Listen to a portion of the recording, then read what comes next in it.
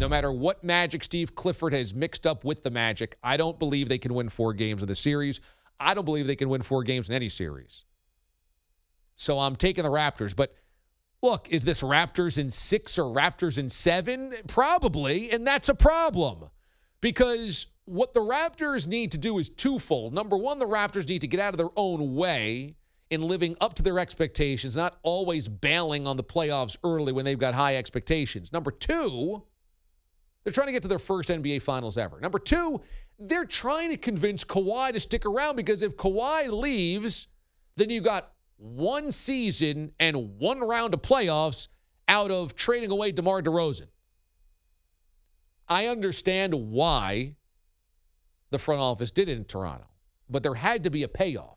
You had to either get deep in the postseason this year or hold on to Kawhi, preferably both. You're hoping, beyond all hope, that by trading away DeRozan and resetting the franchise, what you're doing is you're bringing in Kawhi, you're making a deep run, perhaps you're making an NBA Finals, and you've convinced Kawhi then to stick around, and now this is your foundation. If it ends up being an early exit and Kawhi leaves, well, that's bad. Really bad. Bad all around.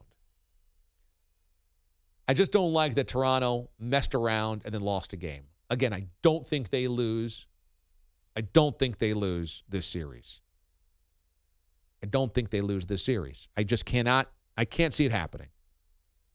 But if this is the way that you're playing around with a lesser foe, and you're letting the lesser foe in game 1 of the playoffs in your building go on a 30-9 run when they're the 7th seed, it doesn't bode well for you in the next round or beyond to actually have a deep playoff run.